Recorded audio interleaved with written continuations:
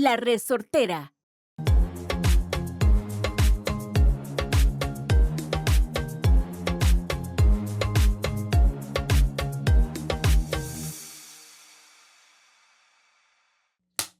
Action. Woohoo. Hello. How's everybody doing? I hope you guys doing well at home or wherever you're watching or listening. Sarah, how you doing? I'm doing great. Here, I'm ready for a new episode. Hope people get a lot out of it.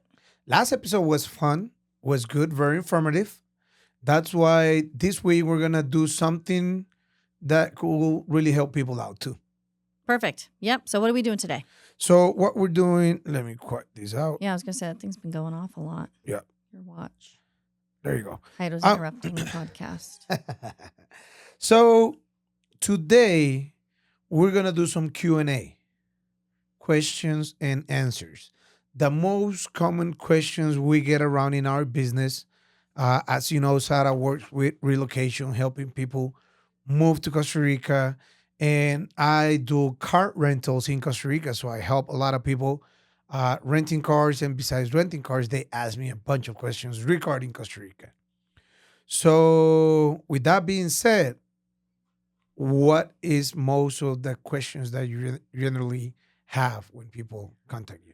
Well, I guess what I like about, this segment and even our last one that we did last week was that, you have a lot of that tourism aspect. I know you also know a lot of like the living here stuff. Mhm. And then I handle, the people that are moving. So, Yeah. We're able to kind of provide those two perspectives Great combination. on those different topics. Most of my questions are obviously going to be centered around living in Costa Rica, not, I'm here for, again, I have a 7-day vacation. How can I make the most out of my vacation and hopefully come back to Costa Rica one day? Maybe, maybe not. So most of mine is going to be around cost of living. Cost of living. Well, that is the first one. Okay, not all of the questions are about cost of living. I meant living. Yeah. So number one, I'll just do my question number one then. I get a lot of questions about how expensive is Costa Rica? So How expensive is Costa Rica? Just talking about this morning. Costa Rica, I have to say it's expensive if you compare it to other countries. You just came from Panama. Yeah. What's most expensive, Costa Rica or Panama? Costa Rica is more expensive than Panama. So I was, That's quick example. I was in El Casco Viejo. So like in the historic, I love the historical districts of cities. Beautiful place, Casco Viejo, Panama. So when I go to Panama, I like to stay in the historical district. And I went to a grocery store and I took a bunch of video of like everything that was in the store. So that video may or may not be up by now. Hopefully it is, if it's edited. And I, was looking at the prices of everything, and it was easy kind of to read because it's in, dollars. So that does make it helpful. And it was definitely cheaper. And I asked, I don't remember who I asked, but I said like, oh, and I went to this grocery store, but I imagine it's probably more expensive because it's in a little bit more of a touristy area. And they were like, oh no, it's the same. The products would cost the same price as that same grocery store. It's regulated. But somewhere else. And I was like, really? Because, I'm just used to here, but a lot of other places in the you world. go to Manuel Antonio for a Coke. Here in San Jose, it might cost you $2. In Manuel Antonio, it might cost you $3. Totally. Or $4. Yeah. Even if it's from like a chain store, right, let's say. So I thought that was kind of cool. So I would say, okay, how expensive Costa Rica? Let's go back to that. I think it can be as expensive as you want to make it. And it's so relative. It's such a broad question. How expensive is Costa Rica? Some people are going to be like, oh my God, it's so cheap. I'm coming from California or Canada. Costa Rica is a great cost of living for me. Whereas other people, depending on where you're coming from, again, your lifestyle, the factors, I'm pretty sure like we've done a pretty in-depth episode about this, or I've talked about cost of living a lot on my channel to the point where I have spreadsheets of costs of items and how to even, I did a whole budgeting webinar.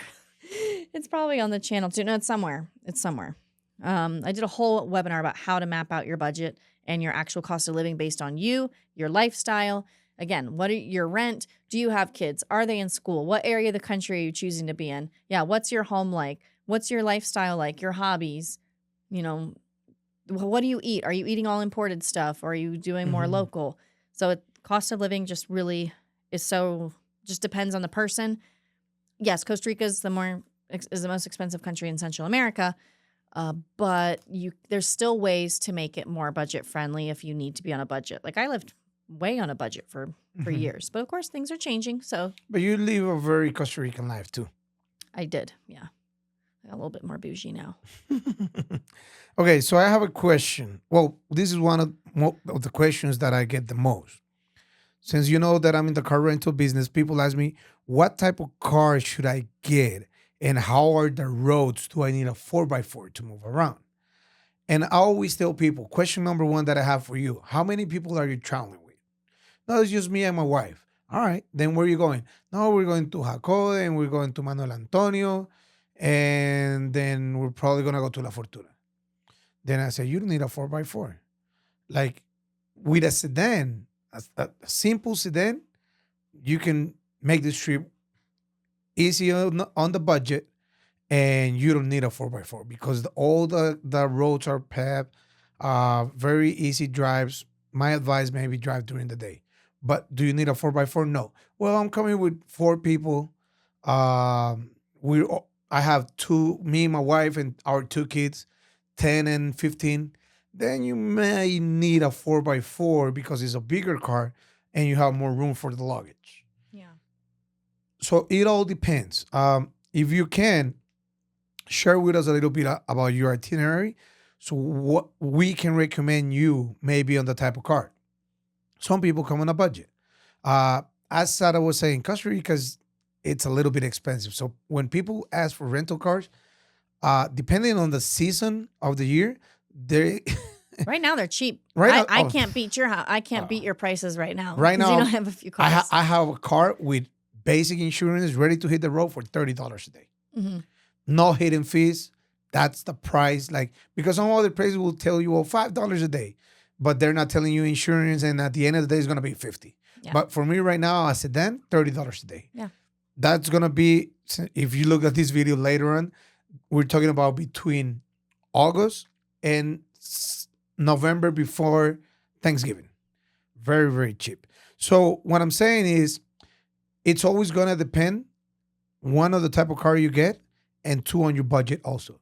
Because if you're traveling with five and you can afford a seven-door passenger, I mean a seven passenger car, that's even better because you're gonna have more room, you're gonna be more comfortable. So it depends.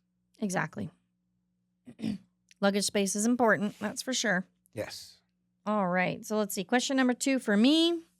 This would maybe even be something that you've received as well, but just so mine is, can I live in Costa Rica without knowing Spanish? You might get, hey, how is traveling in Costa Rica perhaps without knowing Spanish?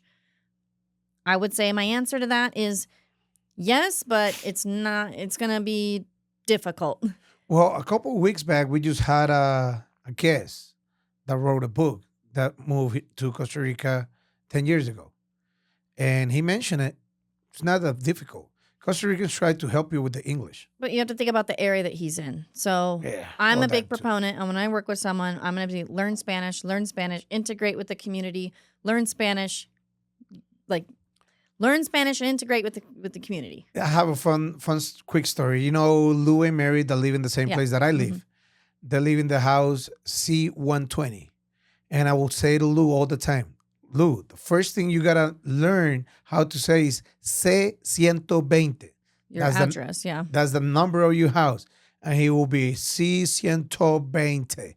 And then like 10 minutes later, I'll ask him, Lou, what's your house number? C120. No, in Spanish. By now, I'm pretty sure he knows it. But what I'm saying is, yes, depending on the area, because Grecia, where we live, is not very... No, your area, no. So, for example, where I live, where the guest that we had, he's up in Guanacaste. So that's an area that's higher in tourism. Along the coast, you'll have an easier time even traveling if you don't know Spanish.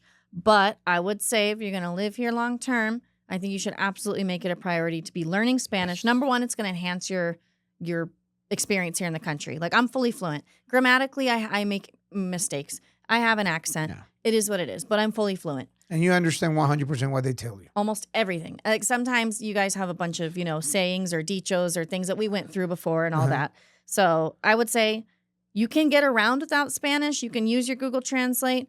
You're going to enhance your experience. Definitely work on it. But I also understand that for some people, it's just language. Sometimes just people have a hard time learning languages. Like, Some people, it's easy. They pick it up, or you meet those people who know 5 different languages. Mm-hmm. My brain has room for 2.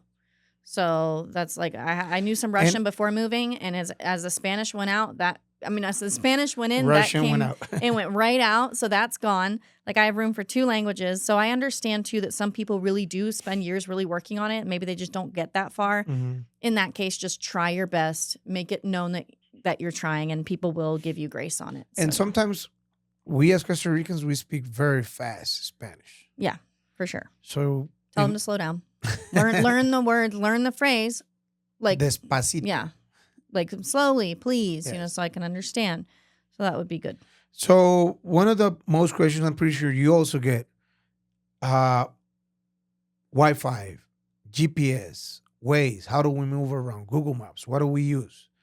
Right now, we can rent GPS or Wi-Fi devices, but I recommend people, there's this app that I use, Iralo, and there's a bunch of them. eSIM Nows.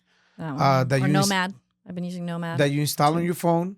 You get internet on your phone, and you use your phone for Waze, GPS, Google Maps, and Wi-Fi. So my advice: get an application downloaded to your phone and use that instead of renting like a device. I don't know what you think about that. It'll be way cheaper. I got mad at Airalu because I had it all set up and I've used it before. And then like one day I logged back in and wanted me to verify my identity. I'm like, I'm trying Passport to buy and everything. I'm like, I'm trying to buy a chip right now. What do you mean? I just got to a foreign country. Yes. So I got mad and I ended up downloading the Nomad app and I got on that immediately. So it's total. I don't know why I rather start doing that. I'm mad at them. Yeah. That was rude. Yeah, and it was fast. I like when I travel. That's the one that I use. I haven't used it lately because I use Claro. Claro, it's a phone service company that has an agreement that you can use your phone or internet all over America. Mm-hmm. So if I'm in Argentina, I'm using the same phone in Costa Rica, and I can call Sara from my Claro line in Argentina as if I was in Costa Rica. So if I'm in the States or Canada, even Dominican Republic, I can call you as if we were here. So I haven't used IRL lately because I haven't traveled out of America. Yeah. I would use that because back before that, okay, we'd say go get a SIM card. Right. And then these poor people, they're trying to activate the SIM card, but they don't speak Spanish. Exactly. And then they don't know what buttons to press to Right. get through the It's menu. complicated. And then they can get to an operator, but then the operator doesn't speak English. So I used to have to like remotely activate people's SIM cards. Yeah. So just do the eSIM. I used to, you know what I used to do? When you rent the car, I will give you a SIM. A SIM. It was about 2 years ago. Yeah. I don't do that anymore. Now it's just with the eSIMs, it's just Exactly. do it yourself. Yeah. Go ahead. Okay.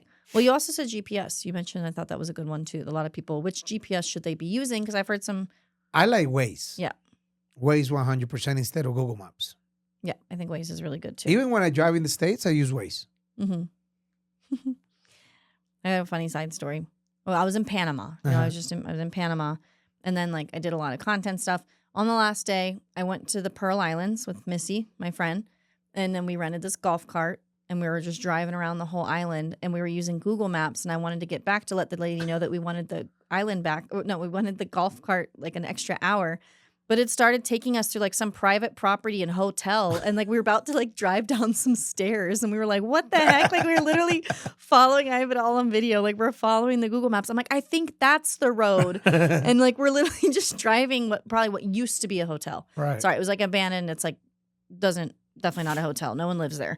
But we're just driving all in and around this like hotel, like following the Google map. I'm like, but the map says. She's like, those are stairs. Yeah. We're not taking this thing down a flight of stairs. Yeah, Google Maps, be careful. Yeah, one quick side story too. These customers were driving here around Ubita up in the, I think I told this story before. Oh Lord. And they were using Google Maps and they got stuck in the mud, but real bad. Really, really bad. One of the girls freaked out, called the embassy. Somebody from the embassy came out. I don't know if her dad was some type of politician or whatever, but they sent a helicopter. Okay, their family must have known somebody because the embassy, first of all, here never answers their phone. I don't know how, and they just left the car. They sent me the coordinates. and they left the car out there. Oh my And the God. next day, we sent someone to get it out. They have to use a tractor. How do you call it, tractor? Yeah, like a tractor. A tractor, and put a chain on it to pull the car out of the Good mud. Lord. And it was because they got lost out of Google Maps. Oh my gosh. That's a crazy story. Yep. So use Waze. Yeah, because I don't think, unless you got connections to the embassy and someone's sending a helicopter for you. First of all, if you're that far out, you may not even have cell reception. Right. So good luck. Yeah. So, all right. What else you got? Okay, another one would be that I get a lot is like, what visa and residency do I need? Do I need that? So I guess the shortest answer I could tell you is if you reach a moment in your relocation journey, whether that is before you've moved or 6 months after you've moved or a year after you've moved, that you're like, I want to be in Costa Rica long term, then yes, you absolutely should file some kind of residency category, look into the digital nomad visa, which I can talk about that in a little bit after. But residency wise, you can, long story short, if you have a pension of at least $1,000 per month, that's lifelong. That's a category. That's a pensionado. If you invest at least $150,000 into the country, that's another one. That's the investor residency, inversionista residency category. That could also include a purchase of a car, property. I'd love to have Andres here at some point. I know. We asked him, but he was busy. But maybe next time. Yeah.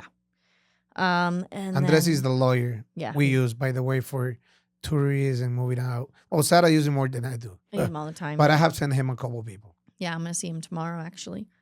So, and then another one would be rentista. Just, again, look at the channel. I'll go through all of it. But if you want to be there are people that you'll read online that are like, I've been in Costa Rica for 20 years and I just hop over the border to Nicaragua every 6 months or, before it was every 3 months. Now it's every 6 months. People do that. Okay, it's a loophole, but you don't really have security in that. Like, if you want to be long-term here in Costa Rica, do it the right way. Yeah. I'm never going to encourage that someone does it. Now, it's different if someone says, I don't really know. I want to come and maybe try it out for 6 months and see how I feel before I make the time commitment, the actions of getting all the documents together, the financial commitment of residency. I understand if someone needs time, then I would say give yourself that time of like, okay, I'm going to evaluate every 3 to 6 months how I feel and how I want to proceed. But once you have that feeling of like, yeah, I want to be here, I want to lay down roots, do residency. Because if not, like, for example, we had COVID, the borders closed. People who were not residents could not enter the country. And a lot of people were outside of the country maybe just by chance. And then they couldn't come back in until things opened again if they were not residents. So, yes, do it the right way. Pay into the public healthcare system. Make sure that you're actually supporting the system of the country you're living in. And how funny your question relates to mine. Oh. Drive the car to other, to the border countries, Panama or Nicaragua. Mm-hmm. If people rent a car with us, the car cannot be driven outside the country. It's only to be driven within Costa Rica. But in Nicaragua, my company offers inter-country rent.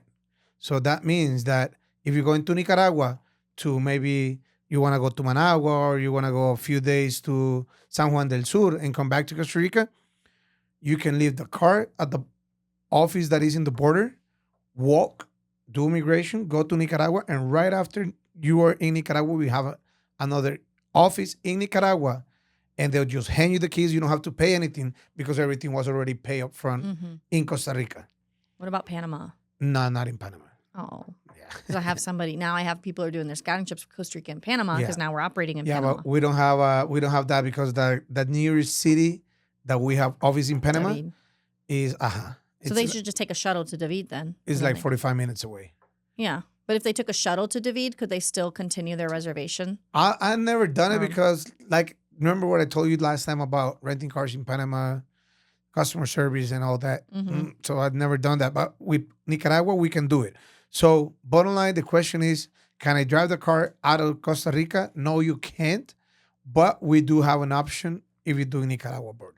I drove a rental car out of Costa Rica one time by accident. Oh, how do you get out?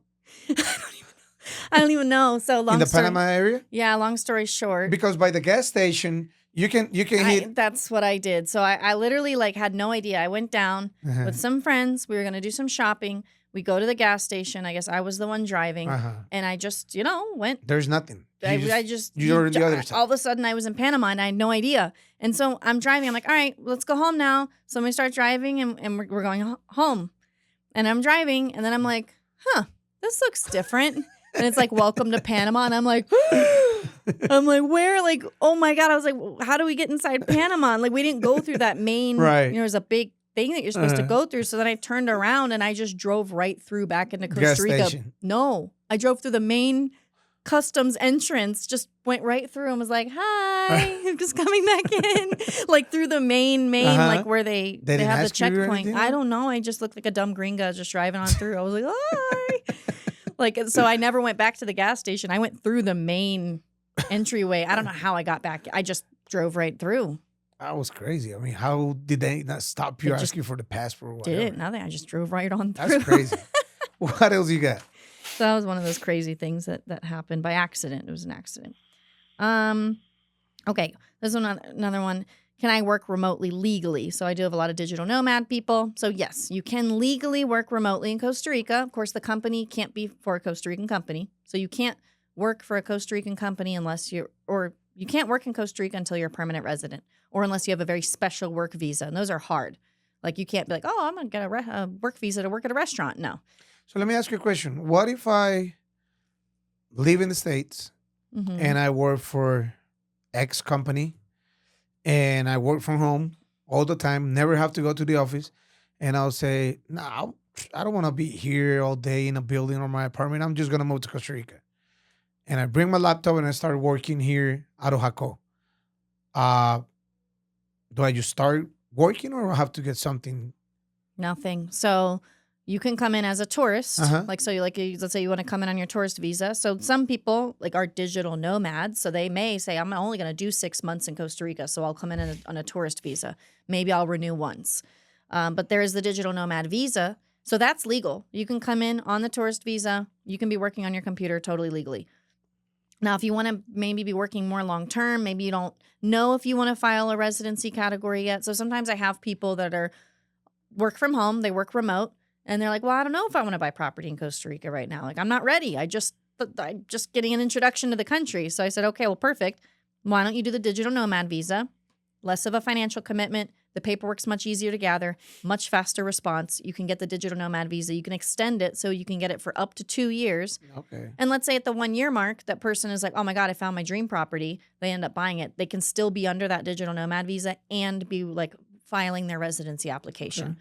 So I think yes, it is legal and it's actually encouraged. So the government has encouraged working remotely in Costa Rica. So it's legal, it's encouraged. The government wants people to do it. I mean, otherwise, why would they make a visa for it?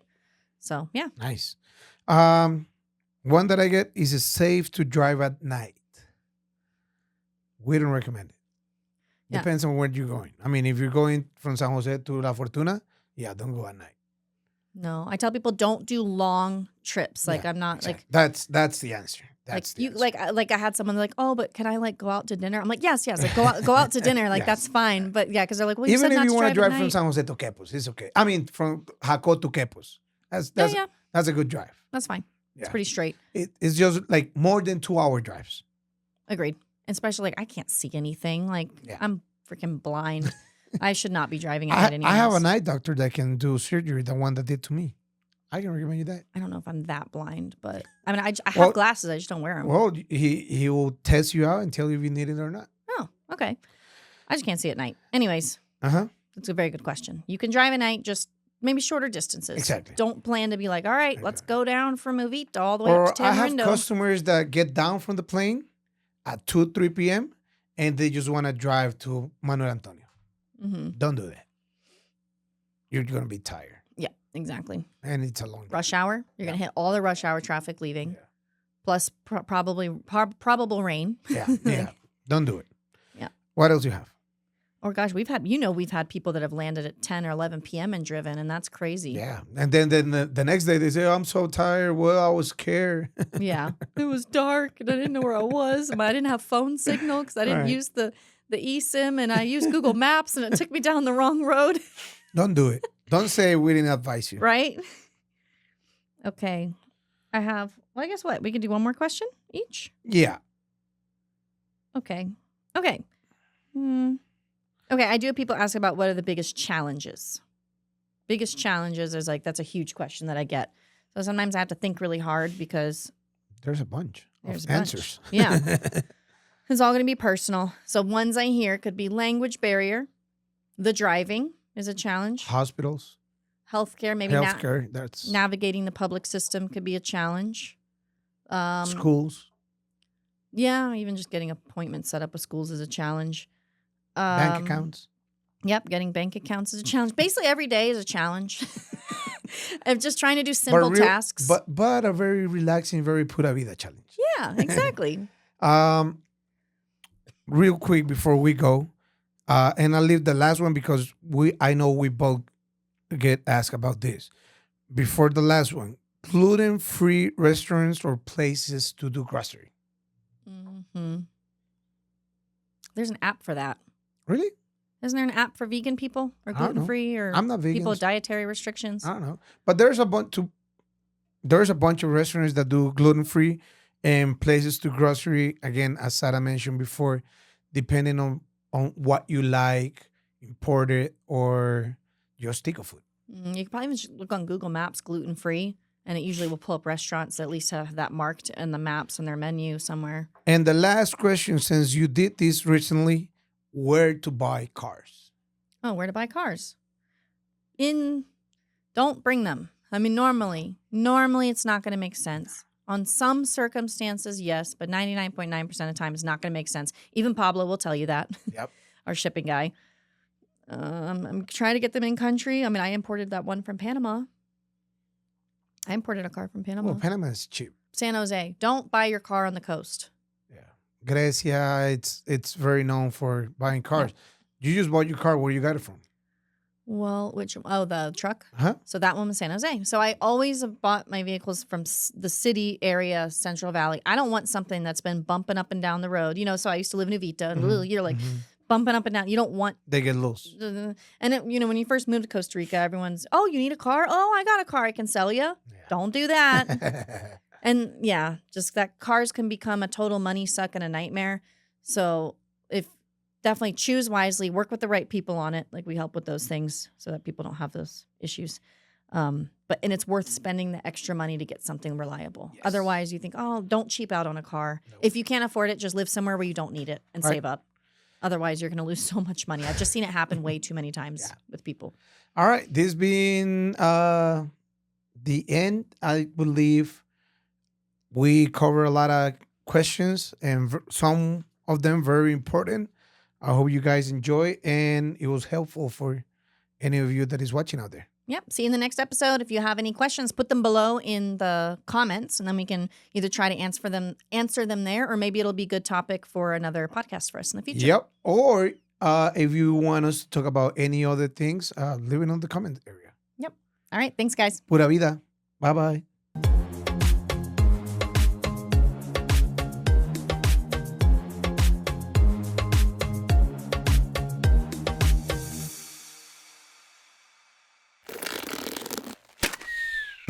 Esto fue una producción de La Resortera.